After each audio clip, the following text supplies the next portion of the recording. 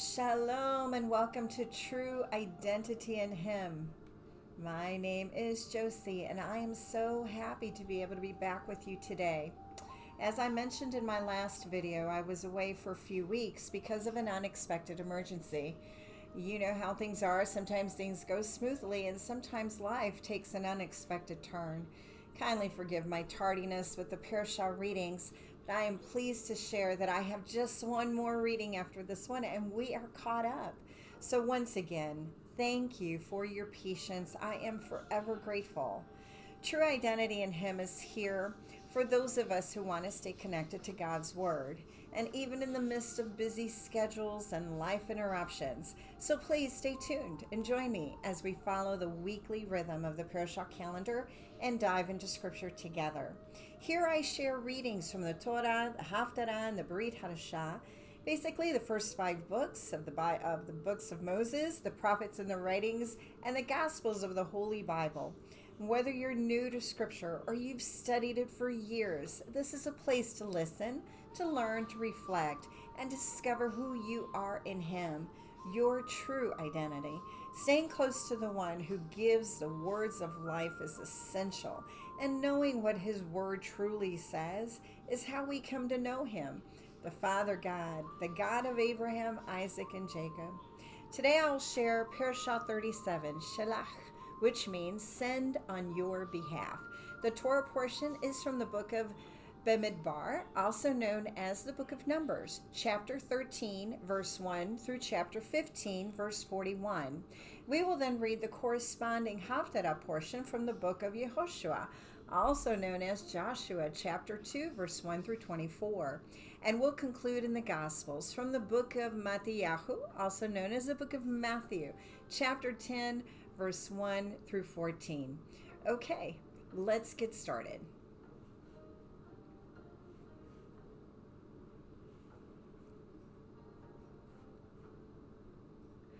Adonai said to Moshe, "Send men on your behalf to reconnoiter the land of Canaan, which I am giving to the people of Israel.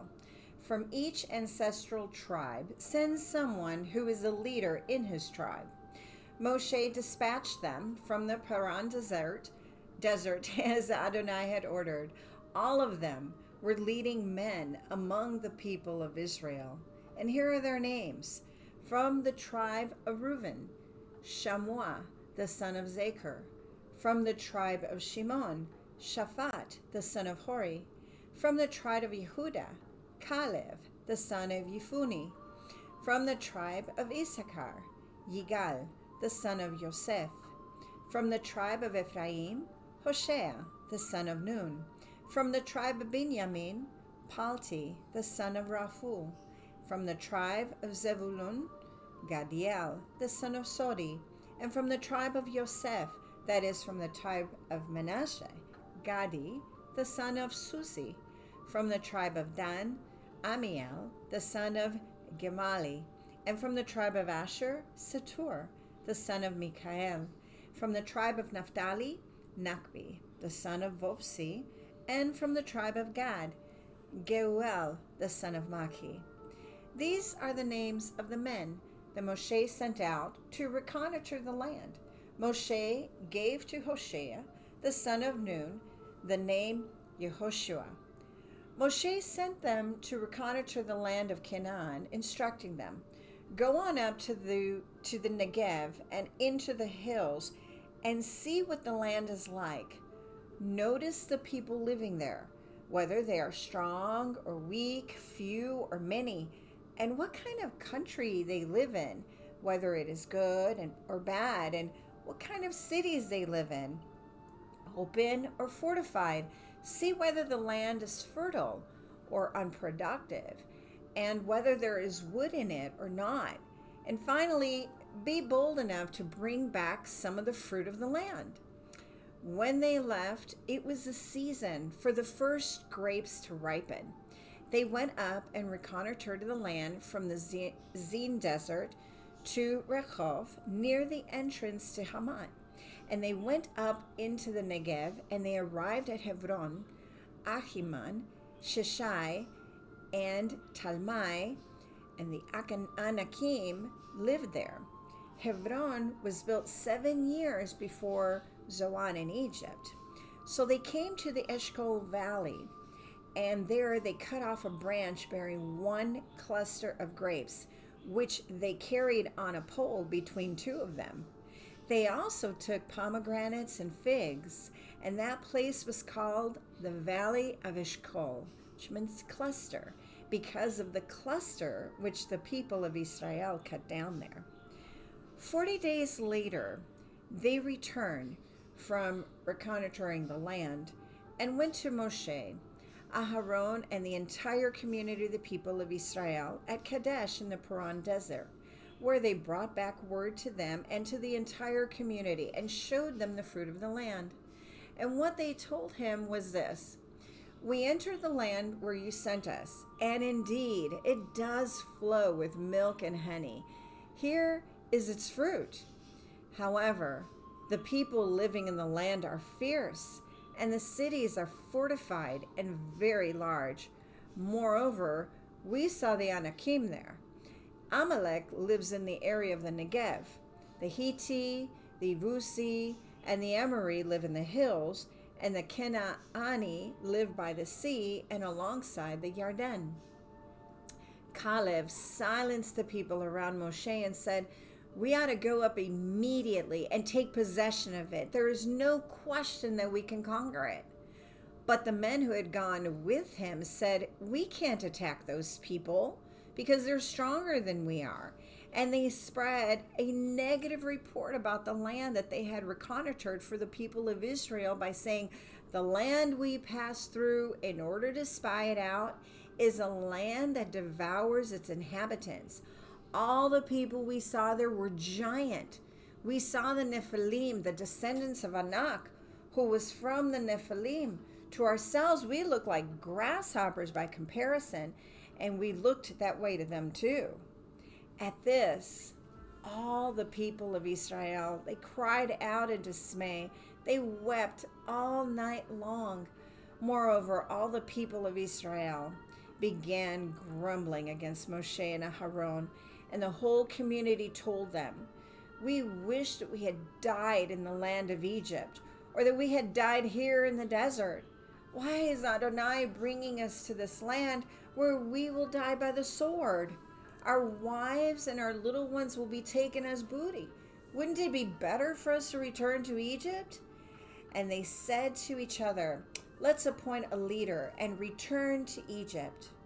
Moshe and Aharon, they fell on their faces before the entire assembled community of the people of Israel. Yehoshua, the son of Nun, and Caleb, the son of Yefuneh, from the detachment that had reconnoitered the land, they tore their clothes, and they said to the whole community of Israel, "The land that we passed through in order to spy it out is an outstandingly good land. If Adonai is pleased with us, then he will bring us into this land and give it to us, a land flowing with milk and honey. Just don't rebel against Adonai, and don't be afraid of the people living in the land. We'll eat them up. Their defense has been taken away from them, and Adonai is with us. Don't be afraid of them." But just as the whole community were saying they should be stoned to death, the glory of Adonai appeared in the tent of meeting to all the people of Israel. And Adonai said to Moshe, "How much longer is this people going to treat me with contempt? How much longer will they not trust me, especially considering all the signs I have performed among them? I'm going to strike them with sickness, destroy them, and make from you a nation greater and stronger than they are." However, Moshe replied to Adonai, "When the Egyptians hear about this, and they will, because it was from among them that you, by your strength, brought this people up, they will tell the people living in this land, 'They have heard that you, Adonai, are with this people, that you, Adonai, are seen face to face, that your cloud stands over them, that you go ahead of them in a column of cloud by day and a column of fire by night. If you kill off this people at a single stroke, then the nations that have heard of your reputation will say, that was the reason Adonai slaughtered this people in the desert, is that he wasn't able to bring them into the land which he swore to give them. So now please let Adonai's power be as great as when you said, Adonai is slow to anger, rich in grace, forgiving offenses and crimes, yet not exonerating the guilty, but causing the negative effects of the parents' offenses to be experienced by their children and even by the third and fourth generations. Please forgive the offense of this people according to the greatness of your grace, just as you have borne with this people from Egypt until now. Adonai answered, I have forgiven, as you have asked. But as sure as I live and that the whole earth is filled with the glory of Adonai, none of the people who saw my glory and the signs I did in Egypt and in the desert, yet tested me these 10 times and did not listen to my voice, will see the land that I swore to their ancestors. None of those who treated me with contempt will see it. But my servant Caleb, because he had a different spirit with him and has fully followed me, him I will bring into the land he entered, and it will belong to his descendants. Now, since the Amaleki and the Canaanite are living in the valley, tomorrow turn around and get yourselves into the desert along the way to the Sea of Saf. Adonai said to Moshe and Aaron, how long am I to put up with this evil community who keep grumbling about me? I have heard the complaints of the people of Israel, which they continue to raise against me. Tell them this, as surely as I live, Adonai swears, as surely as you have spoken in my ears, I will do this to you. Your carcasses will fall in the desert. Every single one of you who were included in the census over the age of 20, you have complained against me, will certainly not enter the land about which I raised my hand to swear that I would have you live in it, except for Caleb, the son of Yefunni, and Yehoshua, the son of Nun. But your little ones, who you said would be taken as booty, them I will bring in. They will know the land that you have rejected. But your carcasses will fall in this desert, and your children will wander about in the desert for 40 years, bearing the consequences of your prostitutions until the desert eats up your carcasses. And it will be a year for every day that you spent reconnoitering the land, that you will bear the consequences of your offenses. 40 days, 40 years. Then you will know what it means to oppose me. I, Adonai, have spoken. I will certainly do this to this whole evil community who have assembled together against me. They will be destroyed in this desert and die there. The men whom Moshe had sent to reconnoiter the land, and who, when they returned, made the entire community complain against him by giving an unfavorable report about the land, those men who gave the unfavorable report about the land died by the plague in the presence of Adonai. And of the men who went to reconnoiter the land, only Yehoshua the son of Nun and Caleb the son of Yefunni remained alive. When Moshe told these things to all of the people of Israel, the people felt great remorse, and they arose early in the next morning. They came up to the top of the mountain, and they said, here we are, and we did sin, but now we'll go up to the place Adonai promised. And Moshe answered, why are you opposing what Adonai said? You won't succeed. Don't go up there, because Adonai isn't with you. And if you do, your enemies will defeat you. The Amalekim and the Canaanim are there ahead of you, and you will be struck down by the sword. The reason will be that you have turned away from the following Adonai, so that Adonai won't be with you. But they were presumptuous, and they went on up toward the high parts of the hill country, even though the ark for the covenant of Adonai and Moshe stayed in the camp. So the Amalekim and the Canaanim living in that hill country descended, struck them down, and beat them back all the way to Hormah.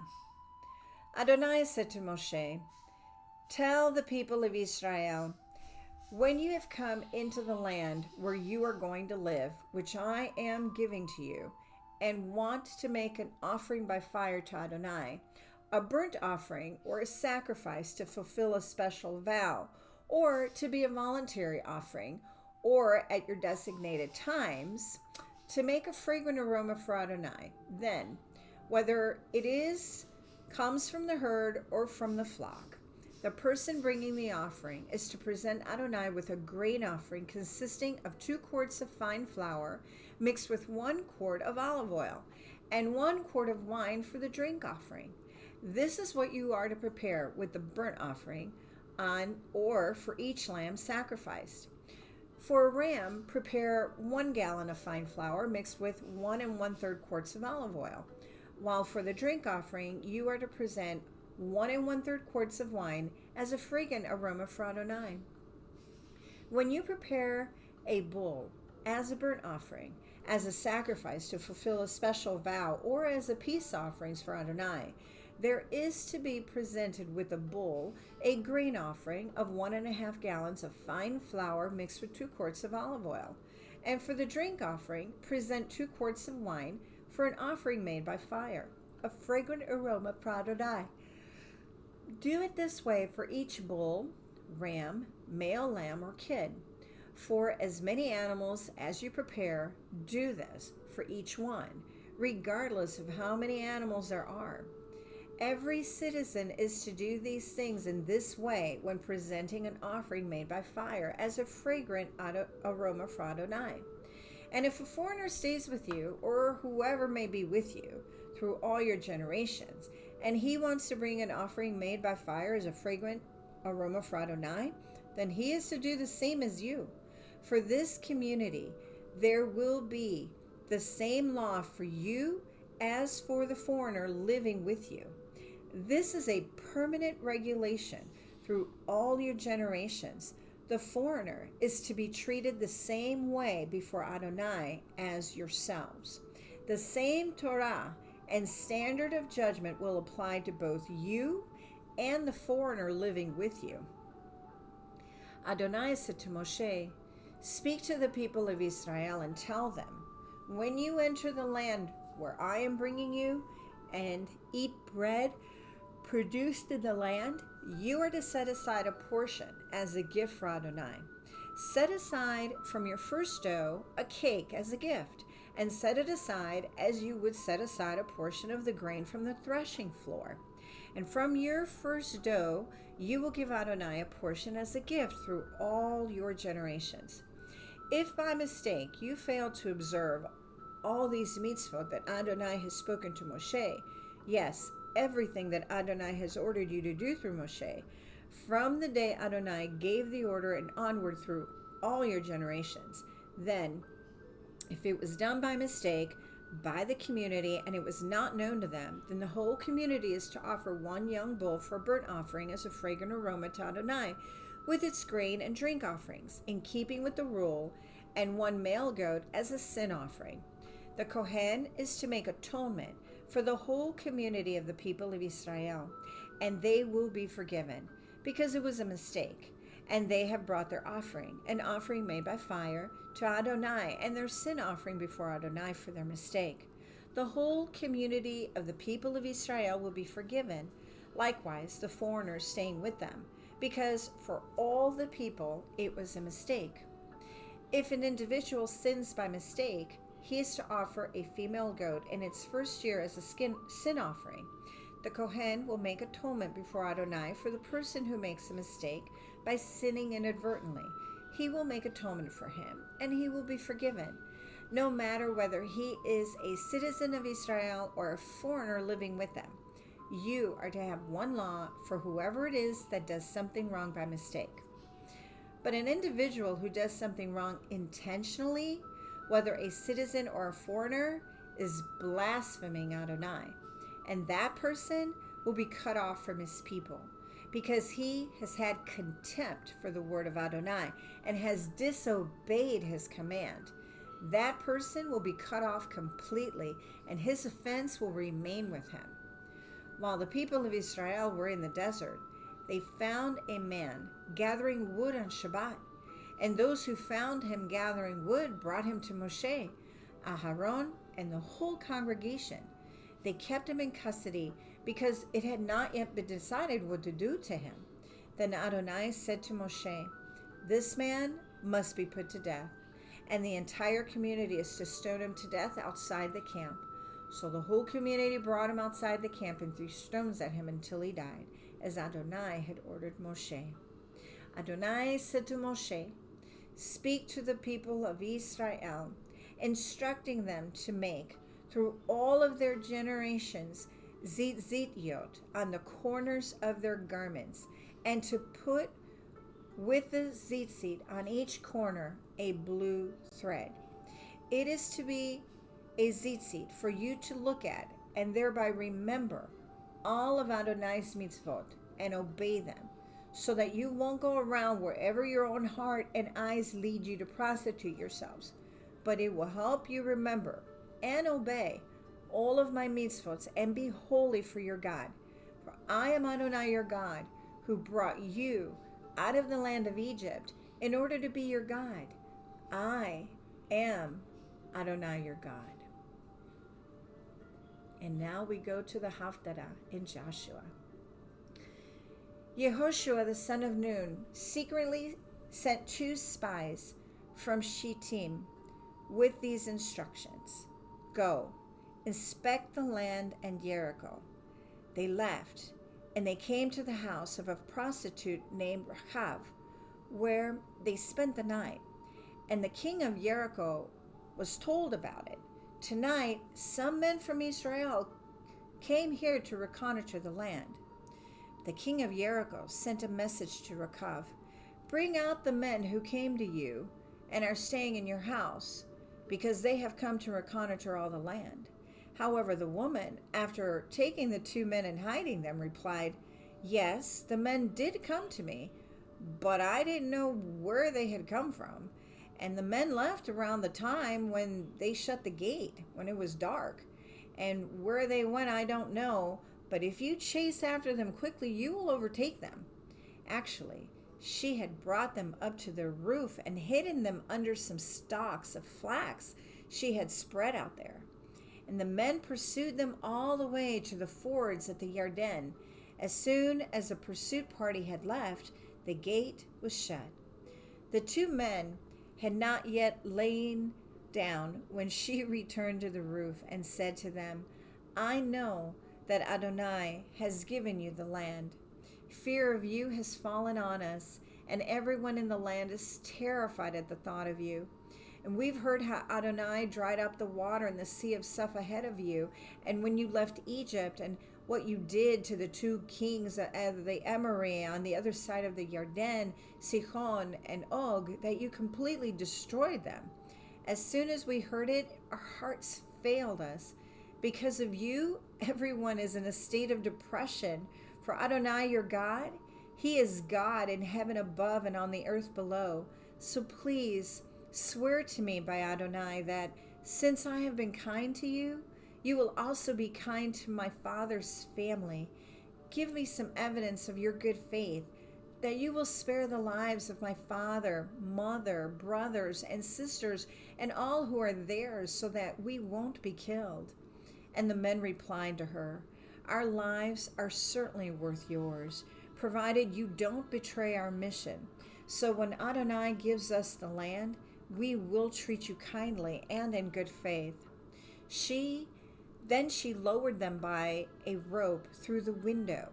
Since her house abutted the city wall, indeed, it was actually built into it. So she told them, "Head for the hills so that the pursuit party won't get their hands on you, and hide yourselves there for 3 days until the pursuers have returned. After that, you can go on your way." And the men said to her, "We will not be guilty of violating the oath that you made us swear, provided that, when we enter the land, you tie this piece of scarlet cord in the window that you let us down from, and you gather together in your house your father, mother, brothers, and your father's entire household. If anyone goes out the doors of your house into the street, he will be responsible for his own blood, and we will be guiltless. But everyone who stays with you in the house, we will be responsible for his blood if anyone lays a hand on them. However, if you say a word about this business of ours, then we will be free of your oath that you made us swear." "According to your words, so be it," she said, and sent them away. And as they departed, she tied the scarlet cord in the window. They left, arrived in the hills, and stayed there 3 days until the pursuers had returned.